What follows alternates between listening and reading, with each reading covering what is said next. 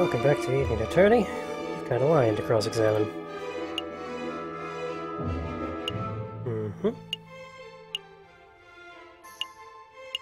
I have no idea what to press here. Tell me about your housemaid, please.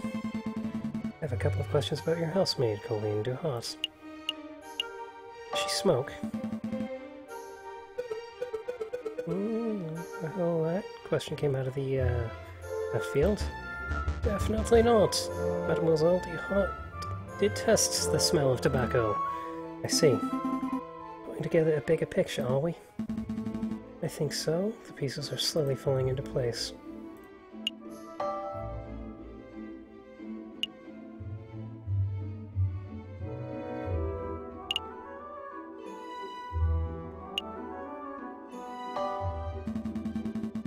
Baron Rockwell, I have some questions about Monsieur Grenouille. I want to rest his soul.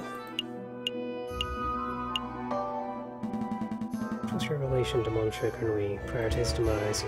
We were business partners. Monsieur Grenouille, Seigneur Potter de Miao, and myself all owned a third share of an up-and-coming railway company. Use the crassness of this question, but that means that you and Seigneur Bertoir would now own half of the company each, yes? Correct. I suppose that's a slight glimmer of a benefit that arose from this foul situation. But Monsieur, you must understand that Monsieur Grenouille and I were friends as much as we were a business associate. I mourn the man's passing. Of course.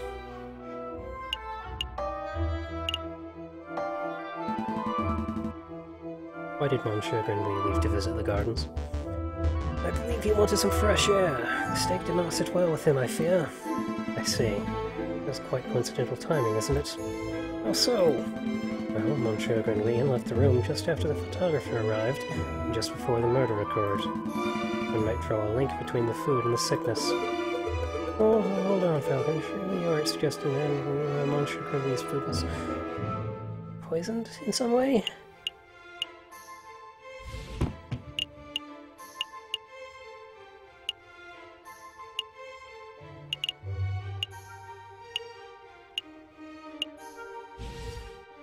Well, without evidence, I'm not. No, there's nothing to indicate poisoning. I just found the timing somewhat puzzling. There's nothing puzzling about it. Monsieur Grenouille always had a stuffed stomach. It's really no surprise that he couldn't keep down a good, rare steak. Moving along. Tell me about the dinner. Baron Orgiel, I would like to ask about the dinner you served. Very well, ask away. Earlier today, we established that silverware was stolen from your residence prior to the banquet. Indeed. I'm aware of whom the culprit is, but I have decided not to press charges. It's curious, then, that you decided to serve steak. Isn't what one would describe as finger food, after all. I don't know about that, Falcon. With the right attitude, all food can be finger food. There's nothing curious about it. Seigneur Bertois and Dame Catalan are vocal lovers of rare steak. It's merely suiting their needs.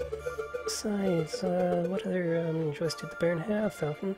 Serve vegetable broth like a common peasant? Do be quiet, prosecutor. You sound ridiculous. Sorry, Baron. Now that I think about it, your broth would have been even harder to serve without silverware.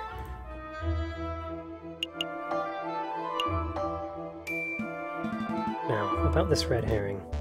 Yes, what about it? I'm not sure, but I feel it is of vital importance to the case. I just want to clarify this. Are you saying that you wish to pursue the red herring?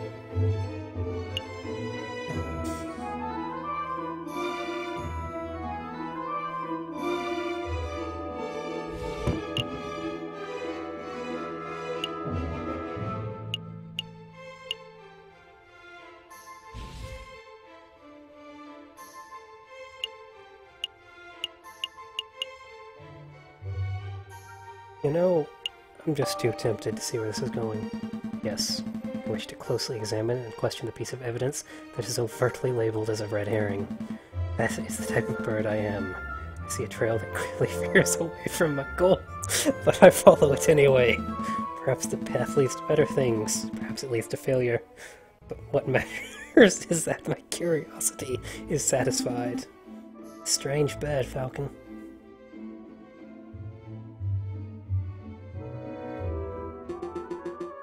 can we please return to the case at hand?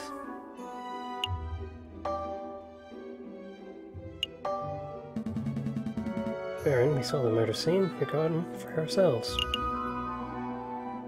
What's with all the horses?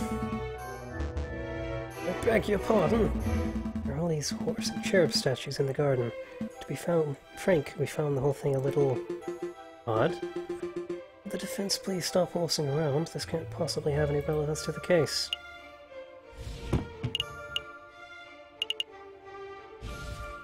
Hey, it doesn't. But hey, you can't bury a man for trying. Not bad at all.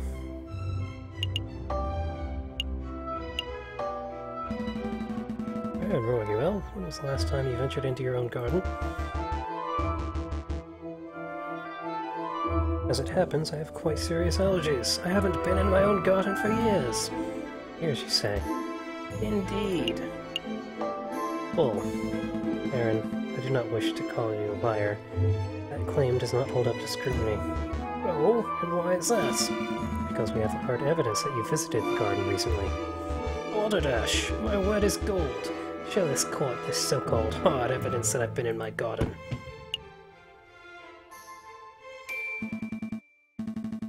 This was found in your garden.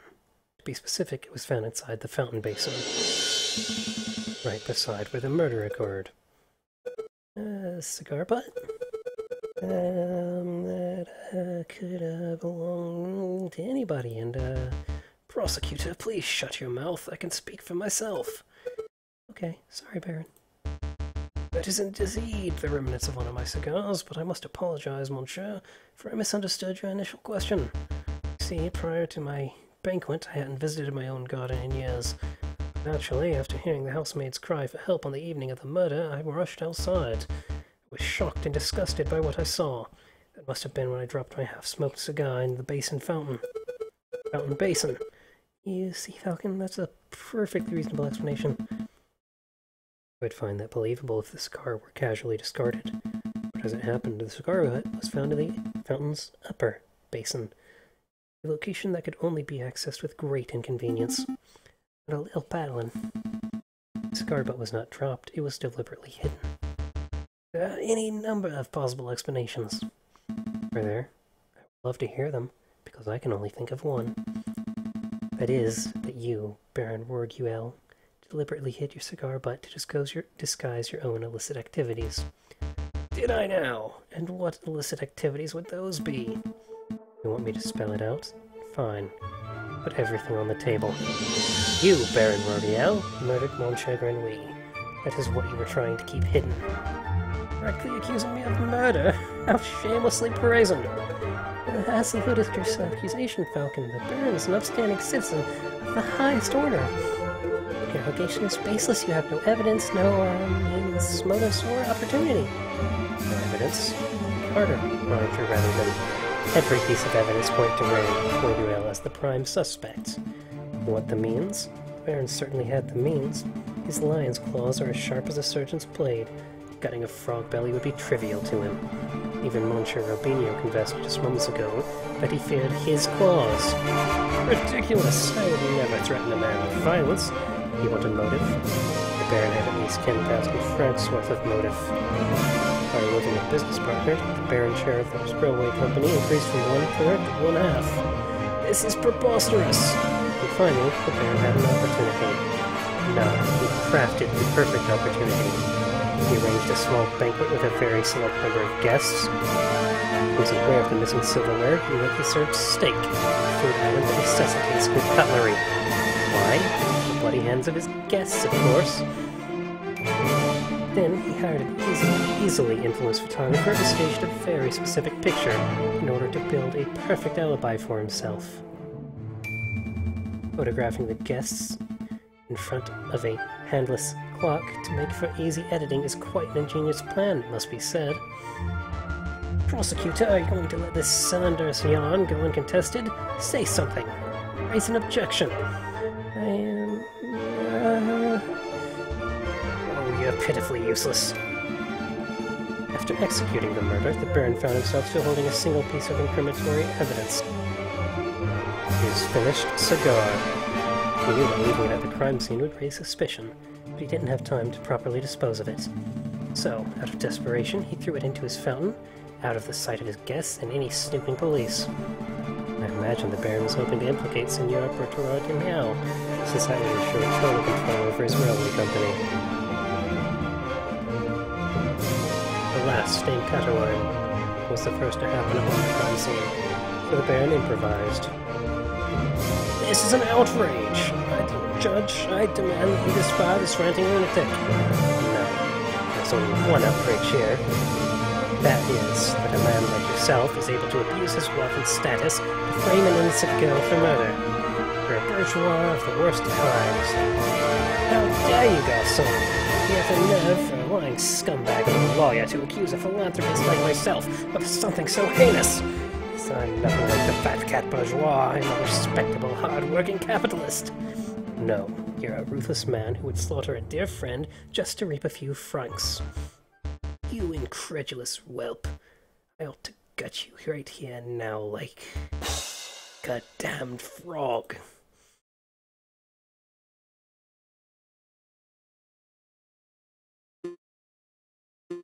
Would someone please restrain the Baron? I'm on it, Yana. Let's go, old man, to the concierge with... Don't touch me, you filthy jackdaw. I can walk myself. This is quite the turn of events. Does the prosecution have anything to add? Well, the manner of speaking... well, to be honest, no. I shall now confer with the members of the jury to come to a decision. I ask that the animals of the court please be patient in this time. Falcon, that was pretty incredible, that. Thank you.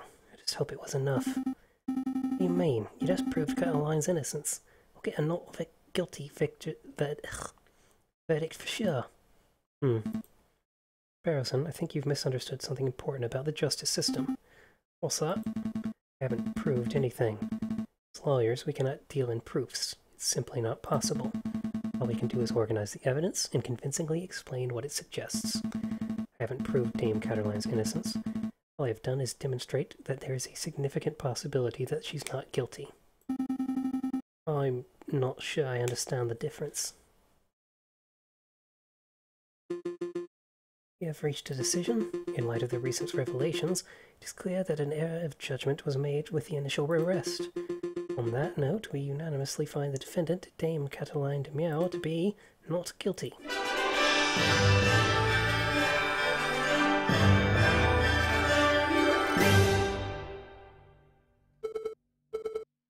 Monsieur Falcon, Petite Spelson, you did it! Yeah, I suppose we did, didn't we? We should head back to the office so we can celebrate properly. Dear Falcon, I can't take all the credit. This was a group achievement. I'm so proud of you, boss. I'll go get 1 bottle of wine and 3 of our least dirty glasses. Your hands are freaking me out, man. You were amazing, Monsieur Falcon. Oh, it was nothing. I very much liked the way you pinned the murder on the Baron. That was a sheer act of genius. No, I didn't pin anything. Sparrowson and I just worked at unveiling the truth, given the facts of the case. Monsieur Falcon says no need to play coy, the case is over. Play coy? Don't tell me you're actually being sincere. I'm completely lost. Oh wow. I thought the goody-goody thing was an act, but you actually didn't know. Alright, I'll spell it out for you.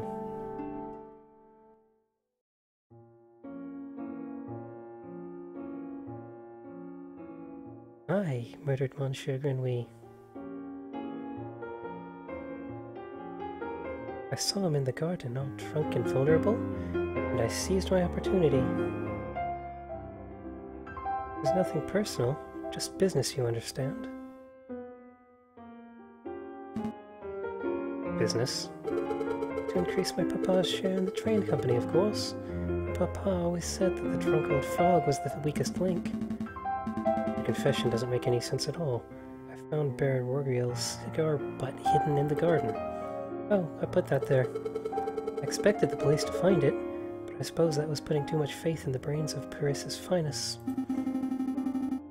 Well, Falcon proved that Monsieur Rubinio's photograph was edited. I wasn't in the picture because I was busy paying a visit to Monsieur Grenouille in the garden. But Papa knew I needed an alibi, so he ordered Monsieur Rubinio to paint me over Baron Bourgueil and to add hands to the clock. That lazy artiste didn't manage to finish altering either photograph by trial day. It's a good thing that Monsieur Falcon was so imaginative, because that could have gone very badly.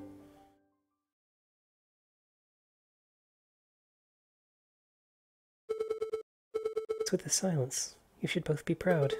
There aren't many lawyers in the whole of France who could have won a case like this, even for a bourgeois kitty like myself. I think you should leave. Fine. So much for the celebrations. Here's the payment for your services, straight from my papa's pockets. Well, adieu, Monsieur Falcon. Adieu, petite person.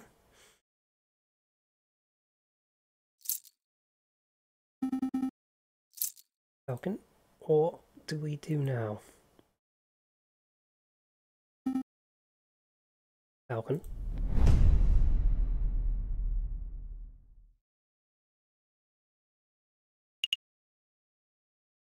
Alright, this is going to be a short episode, and I'll see you guys in the next one.